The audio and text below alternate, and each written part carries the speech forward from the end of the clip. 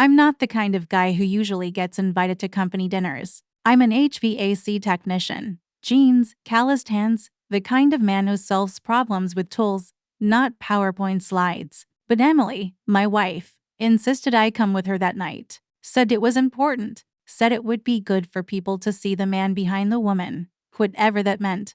We walked into that upscale downtown restaurant, all marble and mood lighting, and I already felt out of place. She looked stunning. Of course, tailored dress, perfect makeup, hair just right. She belonged there, me. I kept tugging at the collar of my only decent shirt, feeling like an oil smudge in a glass of champagne. Emily's co-workers were polished, well-spoken, loud in the kind of way that tells the room they matter. And then there was him, Tyler, her boss, young for a director, sharp suit, teeth to white, handshake to smooth. He greeted her like they were old friends reunited after years apart, arms open wide, hand on the small of her back. I stood beside her, an accessory. I tried to play it cool, sipping on whatever overpriced wine they handed me. But the moment I remember most clearly, the moment that cracked something inside me, came about an hour into the night. I was at the edge of the group, half listening to a conversation about market forecasts or whatever. I looked over, and there she was, laughing. Not just polite, office laughter. It was that laugh, the one I used to get when we were first dating. Head tilted back slightly, her eyes locked on Tyler's. Her hand lingered on his forearm just a second too long, and it wasn't jealousy that hit me first. It was recognition. I knew that version of her, open, engaged, effortlessly charming, and I knew how rare it had become. I hadn't seen her like that in months. Years, maybe, later. When I found a moment alone with her at the bar, I leaned in and said, "You seemed close with your boss." She didn't miss a beat, took a sip of her drink, and replied, "Oh please, Daniel, don't be that guy. That guy." I blinked, stunned for a second. I didn't mean it like that. It just looked like more than a joke.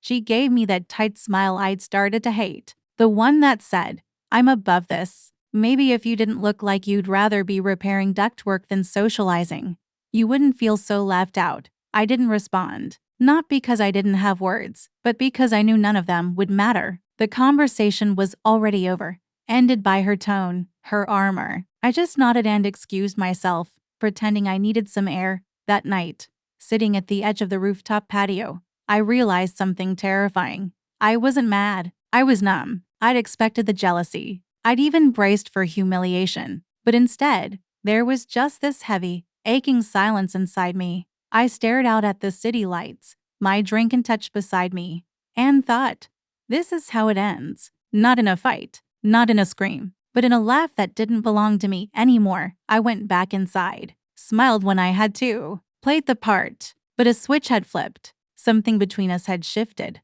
and I wasn't sure it could be undone. I stood beside Emily for the rest of the night like a forgotten coat hanger. She floated from conversation to conversation, glass in hand, laughter on demand. If I hadn't known her as well as I did, I might have believed she was truly having a good time. But I saw the performance in it, the way she lit up for others and dimmed when she glanced my way, like I was background noise to a more important soundtrack. At one point, Tyler returned to our side. He gave me a nod, the kind that's just polite enough to sting, then turned entirely to her. They talked about an upcoming retreat for the leadership team. Aspen, I think. Something about skiing and vision casting. She laughed, told him she'd love to go, and that she needed the break.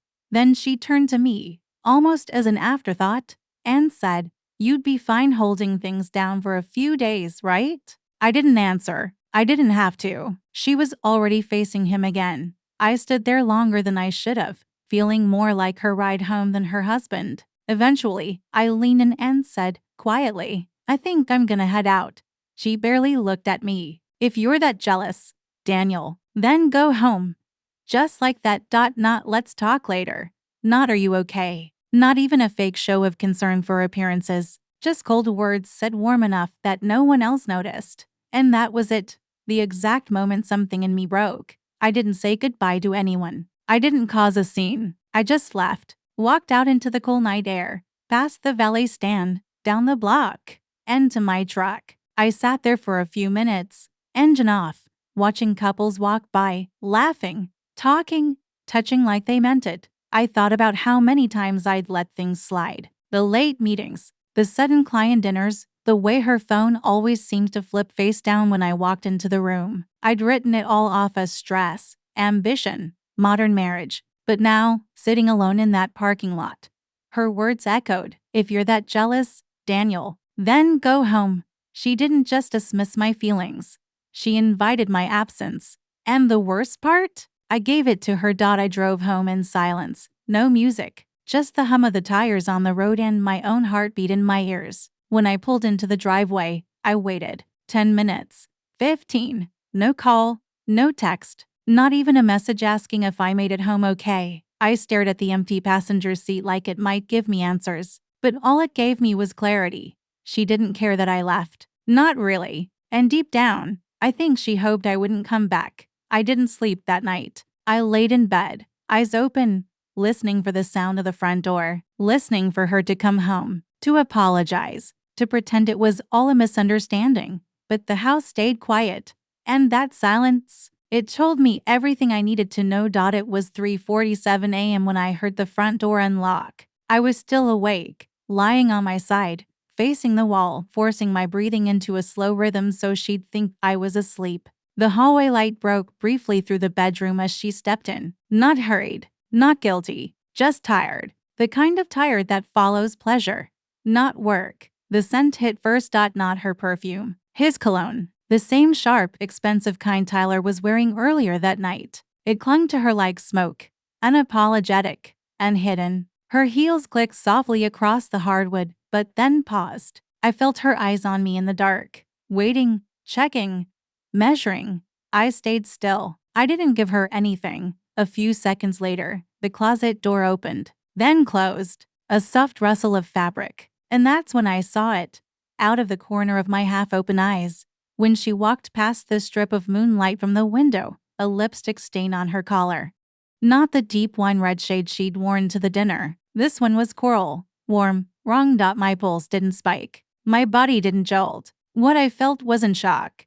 It was confirmation. A cold, still kind of understanding. Like watching the end of a movie I'd already seen before. She slipped into bed without a word. Didn't reach for me. Didn't even face my direction. Just turned her back and fell asleep in less than a minute. As if she had nothing to lose. And that was the moment everything finally, fully died. Not when she laughed at another man's jokes. Not when she told me to go home. But when she came back and didn't care if I knew. I stared at the ceiling until the thin blue of morning began to replace the dark. The kind of morning where birds haven't even decided if it's worth singing yet. When people either regret what they've done or commit to it. And I realized she wasn't going to choose me. Not anymore. Maybe not for a very long time. At 6:12 a.m., I got out of bed, quiet, controlled. I made coffee. The same way I always did, because habit is harder to kill than love. The kitchen light felt too bright against the weight in my chest. I didn't cry. I didn't yell. I didn't even tremble. I just knew. I boiled the water, set the mug down, then slipped off my wedding ring and placed it beside her favorite mug instead. Perfectly centered. Impossible to ignore. Not out of anger. Out of accuracy. No note. No fight. No final plea. Just the truth, sitting there in the morning light, waiting for her to wake up and see what she had done. By 6:30 a.m., I was driving away, bag in the passenger seat. The seat that, hours ago, she didn't bother to ask about. The seat that had never felt so empty. And this time, I didn't wonder if she'd text. I already knew she wouldn't. Not out of love, only control.